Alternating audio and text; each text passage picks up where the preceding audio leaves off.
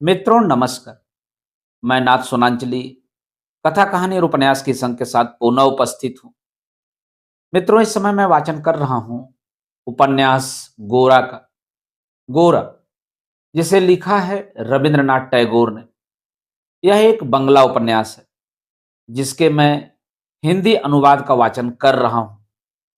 आज के वाचन के क्रम में आप सुनेंगे उपन्यास गोरा के भाग 21 और 22 का वाचन। तो सबसे पहले लीजिए सुनिए उपन्यास गोरा के भाग 21 का वाचन मेरे अर्थात नाथ सोनांचली के स्वर में।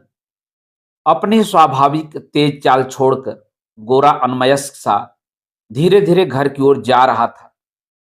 घर का सीधा रास्ता छोड़ उसने बहुत घूमकर गंगा के किनारे का रास्ता पकड़ा। उस समय कलकत्ता की गंगा और उसका किनारा महाजनी सभ्यता की लाभ लोलुपता के चलते जल थल पर आक्रांत नहीं हुआ था। किनारे पर रेल की पटरी और पानी पर पुल की बेड़ियां नहीं पड़ी थी। उन दिनों जाड़ों की संध्या में शहर के धुएं की कालिक आकाश पर इतने घने रूप में नहीं छाती थी। सुदूर हिमालय की निर्जन चोटियों से नदी तब कलकत्ता की धूल लिपटी व्यस्तता के बीच शांति का संदेश लिए हुए ही उतरती थी। गोरा के मन को आकृष्ट करने का प्रकृति को कभी अवसर नहीं मिला था। उसने अपने कामकाज के वेग से ही उसका मन बराबर तरंगित रहता था। जो जल थल आकाश मुक्त रूप से उसके कामकाज का क्षेत्र बने हुए थे, उन्हें जैसे उसने कभी लक्ष्य ही नहीं किया था। किंतु आज नदी के ऊपर का वही आकाश नक्षत्रों से खचित अपने अंधकार की उंगलियों से बार बार गोरा के हृदय को मौन भाव से छूने लगा। नदी शांत थी। कलकत्ता के घाटों पर कुछ नौकाओं में रोशनी हो रही थी और कुछ पर प्रकाशहीन सन्नाटा था। दूसरी तरफ के पेड़ों के झुरमुटों पर घनी कालीमा छाई थी। उसके ऊपर अंधकार के अंतर्यामी सा बृहस्पति अपनी तिमिर भेदी अपलक दृष्टि लिए चमक रहा था। आज इस विशाल निस्तब्ध प्रकृति ने जैसे गोरा के तन मन को पुलकित कर दिया। आकाश का विराट अंधकार गोरा के हृदय की गति पर मानो ताल देने लगा। इतने दिनों से प्रकृति धीरज धरकर स्थिर बैठी थी।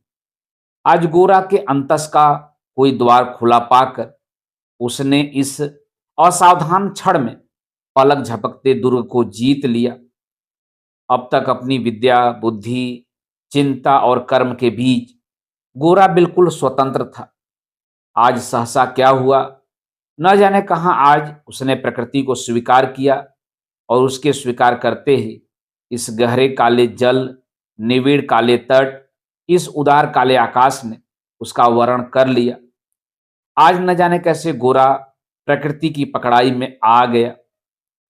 रास्ते के किनारे पर व्यापारिक दफ्तर के बगीचे की किसी विलायती लता के अनजाने फूल की मोहक कोमल गंध गोरा के व्याकुल हृदय को सहलाने लगी।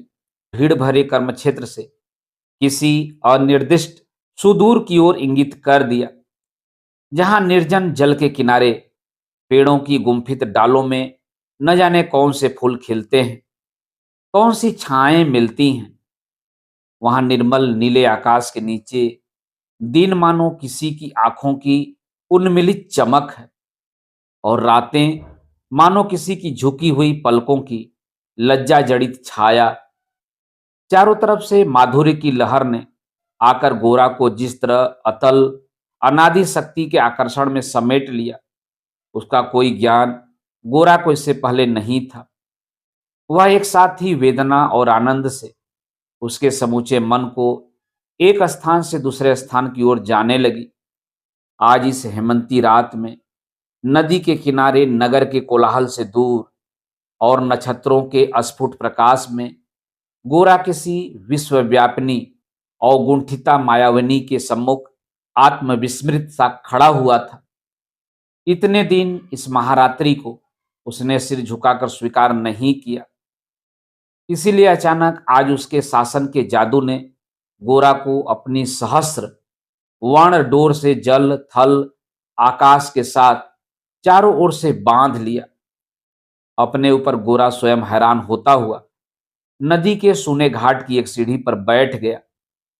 बार बार वह अपने आप से पूछने लगा कि उसके जीवन में यह कौन सी नई चीज जन्म ले रही है और इसका प्रयोजन क्या है।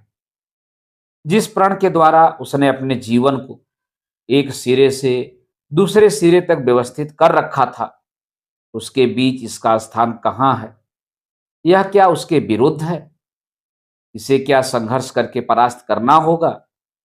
यह सोचकर जैसे ही गोरा ने मुट्ठियां कसकर बांधी, वैसे ही बुद्धि से उज्जवल, नम्रता से कोमल, कोई स्निग्ध आंखों की जिज्ञासा दृष्टि उसके मन के सम्मुख आ गई।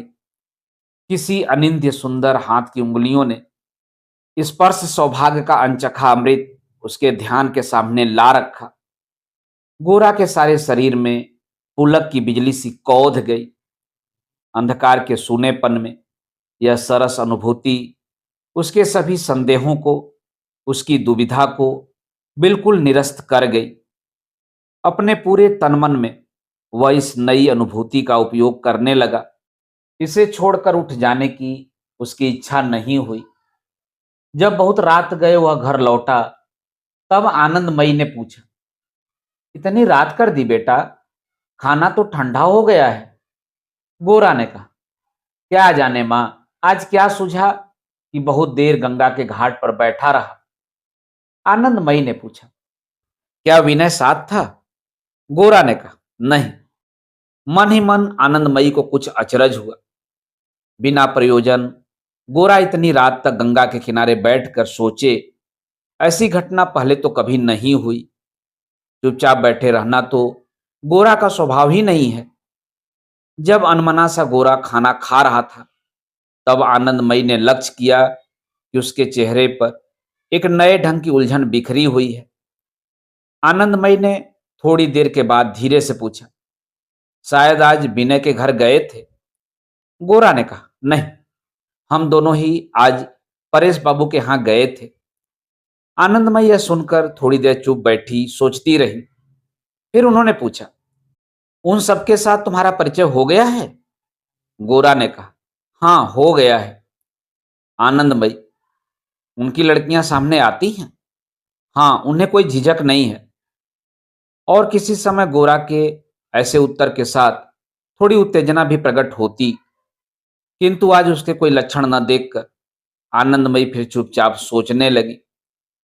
अगले दिन गोरा सवेरे उठकर हर रोज की तरह फौरन मुंह हाथ धोकर तैयार होने नहीं गया। अनमनस्क सा सोने के कमरे के पूरब की ओर का दरवाजा खोलकर कुछ देर खड़ा रहा। पूरब की ओर उनके घर की गली एक बड़ी सड़क में जा मिलती है। उस सड़क के पूरब की ओर एक स्कूल है। उस स्कूल से लगे मैदान में एक पुराने जामुन के पेड़ के ऊपर हल्का कुहासा तैर रहा था और उसकी आड़ में सूर्योदय की धुंधली सी अरुण रेखा दिख रही थी। बहुत देर तक गोरा के चुपचाप उधर देखते देखते वह हल्का कुहासा लुप्त हो गया और खिली धूप पेड़ की डालों के भीतर से अनगिनत चमचमाती संगीनों की तरह पार हो गई और देखते देखते कलकत्ता की सड़कें लोगों से और कोलाहल से भर गईं। इसी समय गली के मोड़ पर अविनाश के साथ कुछ और विद्यार्थियों को अपने घर की ओर आते देखकर गोरा ने अपने इस स्वप्न के जाल को जोर से झटक कर तोड़ दिया। अपने मन को स्थिर कर उसने कहा, नहीं, यह सब कुछ नहीं है, ऐसे नहीं चलेगा। ऐसा कहते हुए वह जल्दी से सोने के कमरे से निकल गया। गोरा के गुट के लोग उसके यहाँ आए और उसके आने के पहले गोरा तैयार न हो गया हो। ऐसी घटना इससे पहले कभी नहीं घटी। इस जरा सी भूल ने ही गोरा को बहुत बुरी तरह धिक्कारा। मन ही मन उसने फैसला किया कि फिर वह परेश बाबू के घर नहीं जाएगा और ऐसी कोशिश करेगा कि विनय से भी कुछ दिनों तक मिलना न हो और इन बातों की चर्चा बंद रहे। उस दिन नीचे जाकर सलाह करके सबकी सहमति से यही तय हुआ कि गुट के 2-3 आदमियों को साथ लेकर गोरा पैदल ग्रांड ट्रक रोड की यात्रा करने निकलेगा। 7 रुपया पैसा कुछ नहीं लेगा। रास्ते में गृहस्थों का आतिथ्य स्वीकार किया जाएगा। इस अद्भुत संकल्प को साधकर गोरा कुछ अतिरिक्त ही उत्साहित हो उठा। इस तरह खुली सड़क पर सारे बंधन काटकर चल निकलने का एक अनोखा आनंद उस पर छा गया। उसे लगा कि उसका हृदय भीतर ही भीतर जिस जाल में फंस गया था, उससे छुटकारे की इस कल्पना से वह टूट गया है। यह सब भावावेश सिर्फ माया है और कर्म ही सत्य है। यह बात बड़े जोर से अपने मन में दोहराकर यात्रा की तैयारी करने के लिए गोरा घर की निचली मंजिल के बैठक वाले कमरे में यूं लगभग दौड़ता हुआ बाहर निकला, जैसे लड़के स्कूल की छुट्टी होने पर निकलते हैं। उस समय कृष्णदयाल गंगा स्नान करके लोटे में गंगा जल लिए, नामावली ओढ़े, मन ही मन मंत्र जाप करते घर लौट रहे थे। एकाएक गोरा उनसे टकरा गया। शर्मिंदा होकर जल्दी से गोरा ने उनके पैर छूकर प्रणाम किया। वे रहने दो कहकर सकपकाए हुए से अंदर चले गए। पूजा पर बैठने से पहले गोरा से छू जाने पर उनके गंगा स्नान का फल तो नष्ट हो गया। कृष्णदयाल खास तौर पर इस बात से बचते हैं कि गोरा से छू न जाए। वह गोरा ठीक ठीक नहीं समझता था। वह यही सोचता था कि छुआछूत मानने के कारण ही वे इतने सतर्क रहते हैं कि किसी से भी न छू जाएं। आनंदमयी को तो मलेच्छ कहकर वे दूर रखते ही थे। महिम कामकाजी आदमी था, सो उससे तो भेंट होने का मौका ही नहीं आता था। सारे परिवार में मात्र महिम की लड़की शशिमुखी को अपनाकर उसे वह संस्कृत के श्लोक रटवाते थे और पूजा अर्चना की विधि सिखलाते थे। गोरा द्वारा पांव छुए जाने पर, कृष्णदयाल के व्यस्त होकर जल्दी से हट जाने पर गोरा का ध्यान उनके संकोच के कारण की ओर गया और वह मन ही मन हंसा। इसी तरह पिता के साथ गोरा का संबंध धीरे धीरे प्रायः खत्म सा हो गया था और मां के अनाचार की वह चाहे जितनी बुराई करे, इसी आचार द्रोहिणी मां की ही वह अपने मन की सारी श्रद्धा के साथ पूजा करता था। भोजन के बाद कुछ कपड़ों की पोटली बांधकर और उसे विदेशी पर्यटकों की तरह कंधे पर डालकर वह मां के निकट जा उपस्थित हुआ। बोला, मां, मैं कुछ दिनों के लिए बाहर जाऊंगा। आनंदमयी ने पूछा, कहां जाओगे बेटा? गोरा ने कहा, यह तो मैं ठीक से नहीं बता सकता। आनंदमयी ने पूछा, कोई काम है? गोरा ने कहा, जिसे काम कहा जाता है वैसा तो कुछ नहीं, बस बाहर जाना ही काम है। गोरा ने आनंदमयी को चुप होते देखकर कहा, मां, मैं हाथ जोड़ता हूं, मुझे मना मत करना। तुम तो मुझे जानती हो, मेरे सन्यासी हो जाने का तो कोई भय नहीं है। फिर सोचो, तुम्हें छोड़कर अधिक दिन क्या मैं कहीं रह सकता हूं? मां के प्रति अपने प्यार की बात कभी गोरा ने अपने मुंह से इस तरह नहीं कही थी, इसलिए यह बात कहकर वह लज्जित हो गया। आनंदमयी ने पुलकित होकर जल्दी से उसकी लज्जा को ओढ़ देते हुए कहा, तू विनय भी साथ जाएगा? हड़बड़ाकर गोरा ने कहा, नहीं मां, विनय नहीं जाएगा। अब मां ने यह सोचना शुरू कर दिया कि विनय न गया तो सफर में उसके गोरा की देखभाल कौन करेगा। विनय को मेरा रखवाला समझती हो, यह तुम्हारी बुरी आदत है मां। इस बार मेरे भले चंगे लौट आने से ही तुम्हारा यह भ्रम दूर होगा। आनंदमयी ने पूछा, बीच बीच में खबर तो मिलती रहेगी ना? गोरा ने कहा, तुम यही समझ लो कि खबर नहीं मिलेगी, फिर भी अगर मिल जाए तो तुम्हें अच्छा ही लगेगा।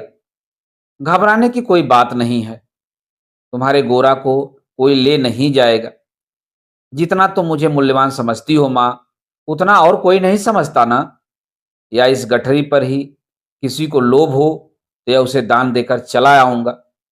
इसको बचाने के लिए जान नहीं गवाऊंगा, यह तो निश्चय समझो। आनंदमयी की चरण धूल लेकर गोरा ने प्रणाम किया। उन्होंने उसके सिर पर हाथ फेरकर हाथ चूम लिया, किसी तरह का निषेध नहीं किया। अपने कष्ट या किसी अनिष्ट की आशंका की बात कहकर आनंदमयी कभी किसी को नहीं रोकती थीं। उन्होंने अपने जीवन में अनेक बाधाएं और विपत्तियां सही थीं। बाहर की दुनिया उनके लिए अनजानी न थी। भय का उनके मन में लेश भी न था। यह शंका उन्हें नहीं हुई कि गोरा पर कोई मुसीबत आ सकती है। किंतु पिछले दिन यही सोचकर वह चिंतित थीं कि न जाने गोरा के मन में क्या उथल पुथल हो रही है। सहसा आज यह सुनकर कि गोरा अकारण ही भ्रमण करने जा रहा है, उनकी चिंता और भी गहरी हो गई। गोरा जैसे ही गठरी कंधे पर रखकर बाहर निकला, वैसे ही विनय हाथों में गहरे लाल रंग के गुलाबों का एक जोड़ा बड़े यत्न से संभाले हुए सामने आ खड़ा हुआ। गोरा ने कहा, विनय, तुम्हारा दर्शन असगुन है कि सगुन, इसकी जांच अब हो जाएगी। विनय ने पूछा, कहीं जा रहे हो क्या? गोरा ने कहा, हाँ। विनय ने पूछा, कहाँ? गोरा ने कहा, अनुगुज उत्तर देती है। विनय, अनुगुज से अच्छा और उत्तर नहीं है क्या? गोरा, नहीं। तुम मां के पास जाओ, उनसे सब पता लग जाएगा। मैं चलता हूं। गोरा तेजी से चला गया। विनय ने भीतर आनंदमयी को प्रणाम करके गुलाब के फूल उनके चरणों पर रख दिए। फूल उठाते हुए आनंदमयी ने पूछा, ये कहाँ मिले विनय? विनय ने प्रश्न का सीधा उत्तर न देकर कहा, अच्छी चीज मिलने पर पहले उसे मां के चरणों में चढ़ाने का मन होता है। फिर आनंदमयी के तख्तपोश पर बैठते हुए विनय ने कहा, लेकिन मां, आज तुम कुछ अनमनी सी जान पड़ती हो। आनंदमयी ने कहा, भला क्यों? क्योंकि आज मुझे मेरा पान देना तो भूल ही गई। लज्जित होकर आनंदमयी ने विनय को पान ला दिया। फिर दोपहर भर दोनों में बातचीत होती रही। गोरा के निरुद्देश भ्रमण के असली कारण के बारे में विनय कुछ ठीक ठाक न बतला सका। बातों बातों में आनंदमयी ने पूछा, कल शायद गोरा को साथ लेकर तुम परेश बाबू के घर गए थे। पिछले दिन की सारी बात विनय ने ब्यौरेवार सुना दी। आनंदमयी पूरा मन लगाकर सुनती रही। जाते समय विनय ने कहा, मां, पूजा तो संपन्न हो गई। अब तुम्हारे चरणों का प्रसाद ये दो फूल सिर पर धारण करके ले जाऊं? हंसकर आनंदमयी ने दोनों गुलाब विनय के हाथ में दे दिए और मन ही मन सोचा, केवल सौंदर्य के लिए इन गुलाबों को इतना सम्मान मिल रहा हो सो बात नहीं है। अवश्य ही इनमें वनस्पति तत्व से परे किसी गुण तत्व की भी बात है। तीसरे पहर विनय के चले जाने पर वह बहुत कुछ सोचती रही और भगवान को पुकार कर बार बार प्रार्थना करती रही कि गोरा को कोई कष्ट न हो और विनय से उसके मन मुटाव की कोई घटना न घटित हो। मित्रों, अभी आप सुन रहे थे उपन्यास गोरा के भाग 21 का वाचन। वाचन के इसी क्रम में अब लीजिए सुनिए उपन्यास गोरा के भाग 22 का वाचन। गुलाब के फूलों का यहाँ थोड़ा सा इतिहास बता दें। गोरा तो रात को परेश बाबू के घर से चला आया, पर मजिस्ट्रेट के घर अभिनय में भाग लेने की बात के लिए विनय को कष्ट भोगना पड़ा। ललिता के मन में उस अभिनय के लिए कोई उत्साह रहा हो ऐसा नहीं था, बल्कि ऐसी बातें उसे बिल्कुल नापसंद थीं। लेकिन विनय को किसी तरह इस अभिनय के लिए पकड़कर राजी करवा देने की मानो जैसे जिद ठान ली थी। जो भी जो भी काम गोरा की राय के विरुद्ध हो, वहीं विनय से करवाना चाह रही थी वह। विनय गोरा का अंधभक्त है, यह बात ललिता को क्यों इतनी खल रही थी, इसे वह खुद नहीं समझ पा रही थी। किंतु उसे ऐसा लग रहा था कि जैसे भी हो, सब बंधन काटकर विनय को मुक्त कर लेने से ही वह चैन की सांस ले सकेगी। ललिता ने चोटी झुलाते हुए सिर हिलाकर कहा, क्यों महाशय, अभिनय में बुराई क्या है? विनय ने कहा, अभिनय अवगुण चाहे न भी हो, किंतु मजिस्ट्रेट के घर अभिनय करने जाना मेरे मन को ठीक नहीं लगता। ललिता, आप अपने मन की बात कर रहे हैं या और किसी के? विनय, और किसी के मन की बात करने का दायित्व मुझ पर नहीं है, और यह काम है भी मुश्किल। आप चाहे मत मानिए, मैं हमेशा अपने मन की ही बात कहता हूं, कभी अपने शब्दों में, कभी शायद और किसी के। इस बात का ललिता ने कोई उत्तर नहीं दिया, बस थोड़ा मुस्कुरा दी। लेकिन थोड़ी देर बाद बोली, जान पड़ता है आपके दोस्त गोरा बाबू समझते हैं कि मजिस्ट्रेट का निमंत्रण न मानना ही बहुत बड़ी बहादुरी का काम है, और इसी तरह अंग्रेजों से लड़ाई लड़ी जाएगी। उत्तेजित होकर विनय ने कहा, मेरा दोस्त ऐसा शायद न भी समझता हो, लेकिन मैं समझता हूं। लड़ाई नहीं है तो और क्या है। जो आदमी हमें तुच्छ समझता है कि उंगली के इशारे से बुलाए जाने से ही हम कृतार्थ हो जाएंगे, उसकी इस उपेक्षा भावना के साथ उपेक्षा से ही लड़ाई न करें तो आत्मसम्मान कैसे बचेगा। अंत में विनय ने कहा, देखिए, आप बहस क्यों करती हैं? आप यह क्यों नहीं कहती कि मेरी इच्छा है कि आप अभिनय में भाग लें?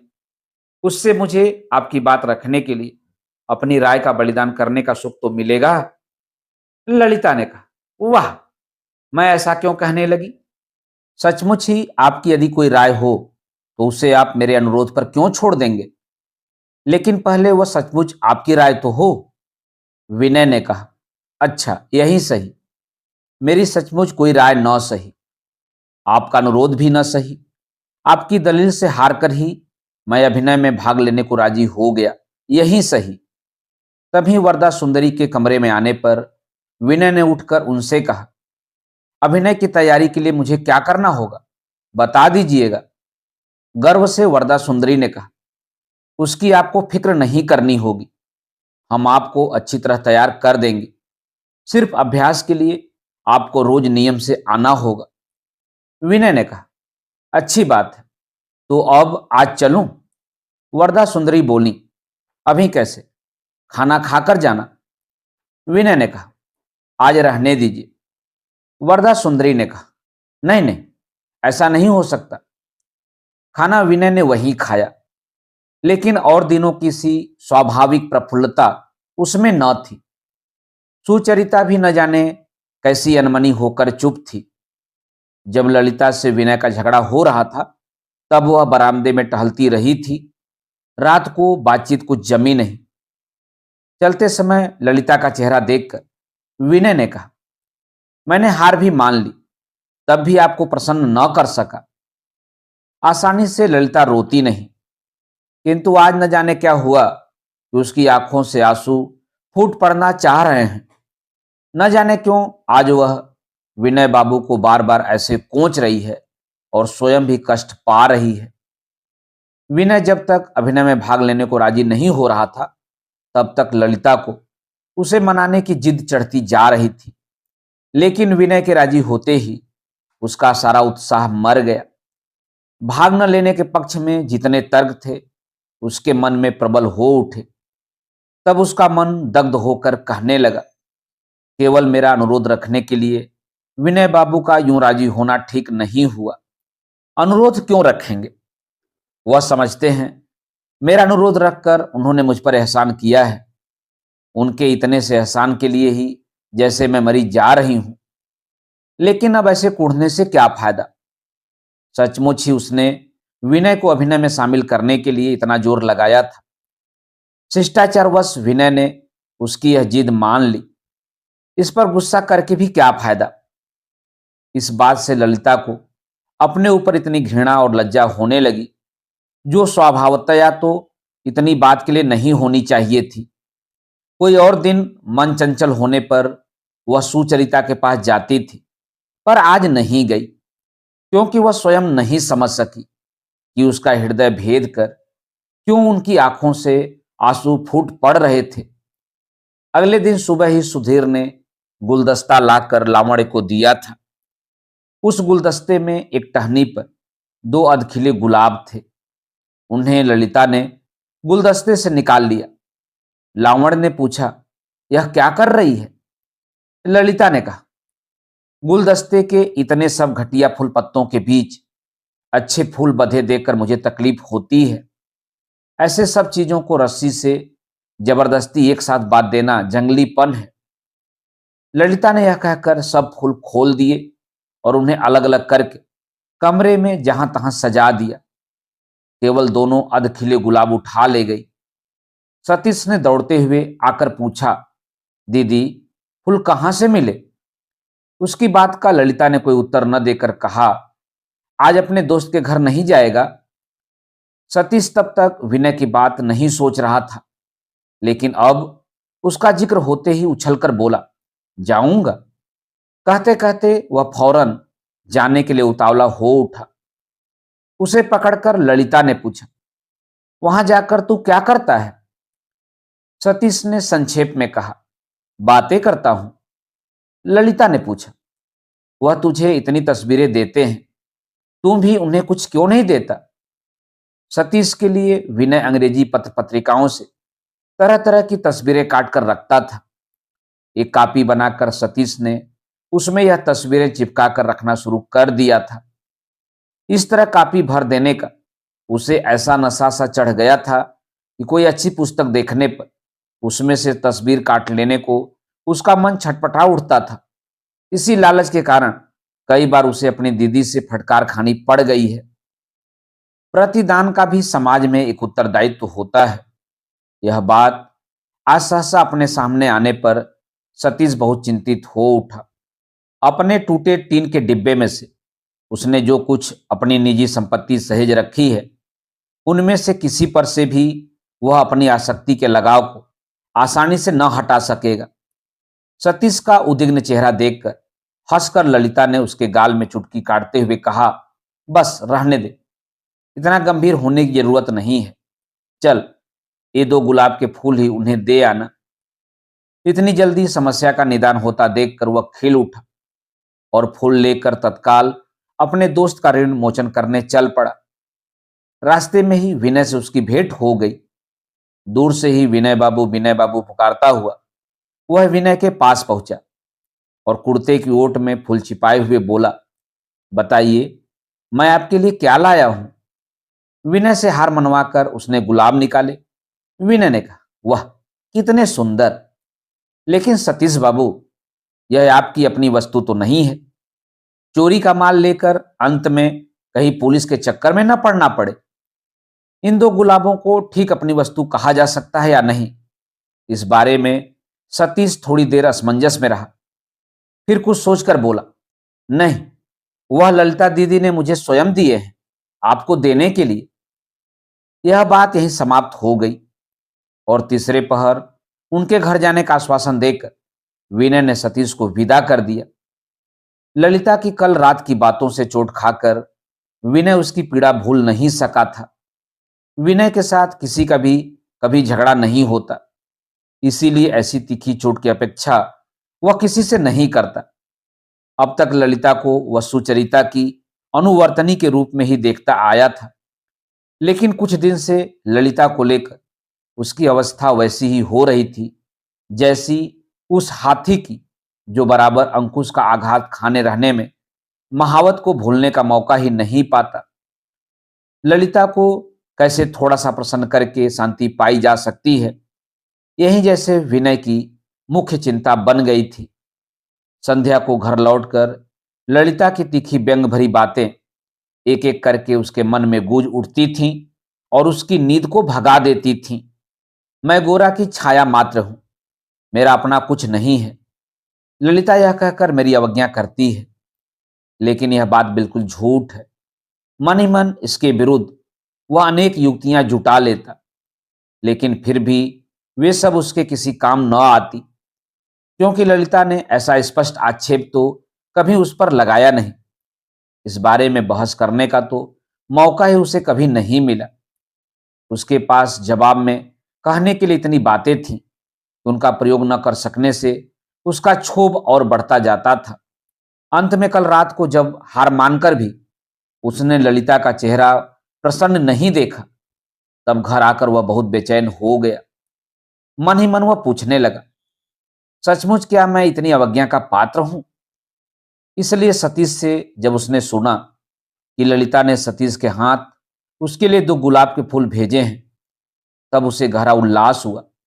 उसने सोचा, अभिनय में भाग लेने के लिए राजी हो जाने पर ललिता ने संधि के प्रतीक के रूप में ही उसे ये 2 गुलाब भेजे हैं। पहले उसने सोचा फूल घर रख आऊं, फिर उसका मन हुआ, नहीं, शांति के इन फूलों को मां के पैरों पर चढ़ाकर पवित्र कर लाओ। उस दिन जब तीसरे पहर विनय परेश बाबू के घर पहुंचा, तब सतीश ललिता के पास बैठा अपने स्कूल की पढ़ाई दोहरा रहा था। विनय ने ललिता से कहा, लाल रंग तो लड़ाई का प्रतीक होता है, इसलिए संधि के फूल सफेद होने चाहिए थे। ललिता ने बात न समझकर विनय के चेहरे की ओर देखा। तब विनय ने चादर की ओर से निकालकर सफेद कनेर का एक गुच्छा ललिता के सामने रखते हुए कहा, आपके दोनों फूल कितने भी सुंदर रहे हों, उनमें क्रोध के रंग की झलक ही थी। मेरे ये फूल सुंदरता में उनके पास नहीं फटकते, किंतु शांति के शुभ्र रंग में नम्रतापूर्वक आपके सामने प्रस्तुत हैं। कानों तक लाल होते हुए ललिता ने कहा, मेरे फूल, इन्हें आप कैसे कहते हैं? कुछ अप्रतिभ होते हुए विनय ने कहा, तब तो मैं गलत समझा। सतीश बाबू, किसके फूल आपने किसको दे दिए? सतीश ने जोर देकर कहा, वह ललिता दीदी ने तो देने को कहा था। विनय, किसे देने को कहा था? सतीश, आपको। और भी लाल होकर उठते हुए ललिता ने सतीश की पीठ पर थप्पड़ मारते हुए कहा, तेरे जैसा बुद्धू भी और कहीं नहीं देखा। विनय बाबू की तस्वीरों के बदले उन्हें फूल देना तू नहीं चाहता था? हदबुद्धि होकर सतीश ने कहा, लेकिन तुम्ही ने मुझे देने को नहीं कहा था। सतीश के साथ झगड़ा करके ललिता और भी उलझन में पड़ गई थी। विनय ने समझ लिया कि फूल ललिता ने ही भेजे थे, लेकिन वह अप्रगट ही रहना चाहती थी। उसने कहा, खैर, आपके फूलों का दावा तो मैं छोड़ ही देता हूं, फिर भी मेरे इन फूलों के बारे में तो कोई भूल नहीं है। हमारे विवाद के निपटारे के शुभ उपलक्ष्य में ये कुछ फूल। सिर हिलाकर ललिता ने कहा, हमारा विवाद ही कौन सा है और उसका निपटारा भी कैसा? विनय ने कहा, तो शुरू से अंत तक सब माया है। विवाद भी झूठ, फूल भी झूठ, निपटारा भी झूठ। सीप देखकर चांदी का भ्रम हुआ हो, यह नहीं, सीप ही भ्रम था। तब तो वह जो मजिस्ट्रेट साहब के यहां अभिनय करने की एक बात सुनी थी, वह भी क्या? शीघ्रता से ललिता ने कहा, जी नहीं, वह झूठ नहीं है। लेकिन उसे लेकर झगड़ा कैसा?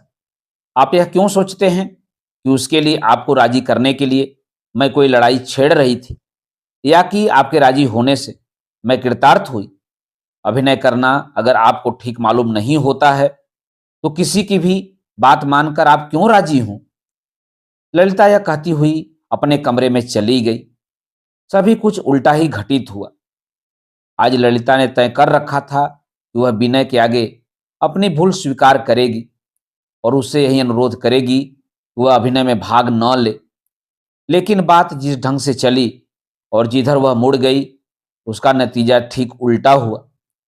विनय ने समझा था कि उसने जो इतने दिन तक अभिनय के बारे में विरोध जाहिर किया था, उसी का गुस्सा अब तक ललिता के मन में रह गया है। उसने सिर्फ ऊपर से हार मान ली है, किंतु मन में उसका विरोध बना हुआ है। इसी बात को लेकर ललिता का क्षोभ दूर नहीं हो रहा है। इस सारे प्रकरण से ललिता को इतनी पीड़ा पहुंची है, यह सोचकर विनय दुखी हो उठा। उसने मन ही मन निश्चय किया कि इस बात को लेकर वह हंसी में भी कोई जिक्र नहीं करेगा और ऐसी निष्ठा और कुशलता से यह काम संपन्न करेगा कि कोई उस पर काम के प्रति उदासीनता का आरोप न लगा सके। सवेरे से ही सुचरिता अपने सोने के कमरे में अकेली बैठकर ख्रिस्ट का अनुकरण नामक अंग्रेजी धर्म ग्रंथ पढ़ने का प्रयत्न कर रही थी। आज उसने अपने दूसरे नियमित कामों में भी योग नहीं दिया। बीच बीच में किताब से मन उचट जाने से उसके अक्षर उसके सामने धुंधले पड़ जाते थे। अगले ही क्षण अपने ऊपर क्रोधित होकर वह और भी जोर डालकर अपने चित्त को पुस्तक में लगाने लगती थी और किसी भी तरह हार नहीं मानना चाहती थी। अचानक दूर से आती आवाज से उसे लगा, विनय बाबू आए हैं। चौंक कर उसने पुस्तक रख दी। उसका क्षुब्ध मन बाहर के कमरे में जाने के लिए छटपटा उठा। फिर अपनी इस आकुलता पर नाराज होकर वह कुर्सी पर आ बैठी और उसने किताब उठा ली। फिर कहीं कोई आवाज न सुनाई दे, इसलिए अपने दोनों कान बंद करके वह पढ़ने का प्रयत्न करने लगी। इसी समय कमरे में ललिता आई। उसके चेहरे की ओर देखकर सुचरिता बोली, अरे तुझे क्या हुआ है? बड़े जोर से सिर हिलाकर ललिता ने कहा, कुछ नहीं। सुचरिता ने कहा, विनय बाबू आए हैं, वो शायद तुमसे बात करना चाहते हैं। और भी कोई विनय बाबू के साथ आया है या नहीं? सुचरिता यह सवाल आज किसी तरह न पूछ सकी। और कोई आया होता तो निश्चय ही ललिता उसका भी उल्लेख करती। फिर भी उसके मन से शंका दूर न हुई। अपने को और अधिक दबाने की कोशिश न करके घर आए अतिथि के प्रति कर्तव्य का ध्यान करते हुए वह बाहर के कमरे की तरफ चल दी।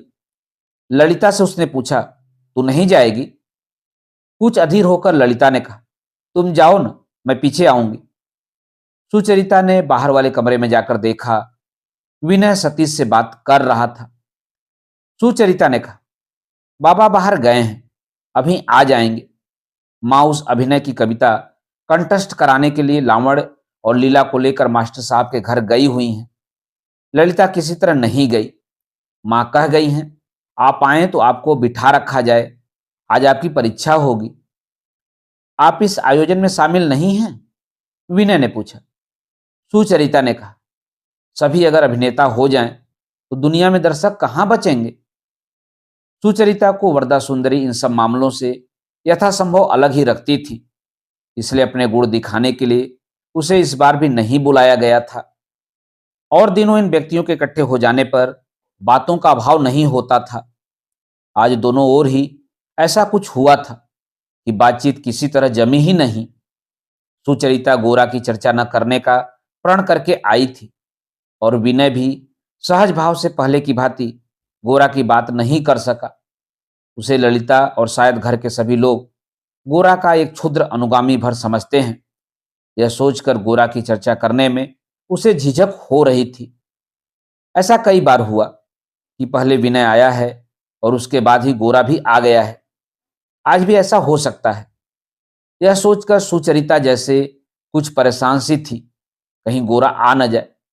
इसे लेकर उसे एक भय था और वह कहीं न आए, इस आशंका से उसे कष्ट भी हो रहा था। विनय के साथ दो चार उखड़ी उखड़ी बातें करके सुचरिता और उपाय न देखकर सतीश की तस्वीरों वाली कॉपी लेकर उसके साथ तस्वीरों के बारे में बातचीत करने लगी। बीच बीच में तस्वीरें सजाने के ढंग की बुराई करके उसने सतीश को चिढ़ा दिया। बहुत बिगड़कर सतीश ऊंचे स्वर में बहस करने लगा और विनय मेज पर पड़े हुए अपने प्रति उपहार कनेर के गुच्छों की ओर देखता हुआ लज्जा और क्षोभ से भरा मन ही मन सोचने लगा कि और नहीं तो केवल शिष्टाचार के लिए ही ललिता को उसके फूल स्वीकार कर लेने चाहिए थे। अचानक पैरों की आवाज से चौंक कर सुचरिता ने मुड़कर देखा। हरान बाबू कमरे में दाखिल हो रहे थे। उसका चौंकना काफी स्पष्ट दिख गया था। इससे सुचरिता का चेहरा लाल हो उठा था। कुर्सी पर बैठते ही हरान बाबू बोले, कहिए, आपके गौर बाबू नहीं आए? हरान बाबू के इस गैर जरूरी प्रश्न से विरक्त होकर विनय ने कहा, क्यों, आपको उनसे कुछ काम है क्या? हरान बाबू ने कहा, आप हों और वे न हों, ऐसा तो कम ही देखा जाता है, इसीलिए पूछा। मन ही मन विनय को बड़ा गुस्सा आया, कहीं वह प्रकट न हो जाए, इसलिए उसने संक्षेप में कहा, वह कलकत्ता में नहीं है। हरान, प्रचार करने गए हैं शायद। विनय का गुस्सा और बढ़ गया। उसने कोई उत्तर नहीं दिया। सुचरिता भी बिना कुछ कहे उठकर चली गई। तेजी से उठकर हरान बाबू सुचरिता के पीछे चले, लेकिन उस तक पहुंच नहीं सके। उन्होंने दूर से ही पुकारा, सुचरिता, एक बात कहनी है। सुचरिता ने कहा, मेरी तबीयत ठीक नहीं है। कहने के साथ साथ उसके कमरे का किवाड़ बंद हो गया। इसी समय वरदा सुंदरी आकर अभिनय में विनय का रोल उसे समझाने के लिए उसे दूसरे कमरे में लिवा ले गई। थोड़ी देर बाद ही लौटकर उसने देखा कि अकस्मात मेज पर से फूल गायब हो गए हैं। उस रात ललिता वरदा सुंदरी के अभिनय के अभ्यास में नहीं आई और सुचरिता भी अपनी पुस्तक ईसा मसीह का अनुकरण गोद में रखे रखे एक कोने में रोशनी की ओट में बैठकर बहुत रात बीते तक दरवाजे के बाहर अंधकार की ओर देखती रही। उसने जैसे मरीचिका सा अपरिचित एक अपूर्व देश देखा था। अब तक के जीवन के सारे अनुभव से वह देश बिल्कुल भिन्न था और इसीलिए उसके झरोखों में जो दिए जलते थे वे अंधेरी रात में चमकते नक्षत्रों की तरह एक रहस्यपूर्ण दूरी से मन को आशंकित कर रहे थे। उसका मन कह रहा था, मेरा जीवन कितना तुच्छ है, अब तक जिसे अटल समझती रही वह सब संदिग्ध हो गया है, और जो प्रतिदिन करती रही वह अर्थहीन। वहीं शायद सविज्ञान संपूर्ण होगा, कर्म महान हो उठेगा और जीवन सार्थकता पा सकेगा। उस अपूर्व अपरिचित भयंकर देश के अज्ञात सिंहद्वार के सामने कौन मुझे ले आया? मेरा हृदय क्यों ऐसे कांप रहा है?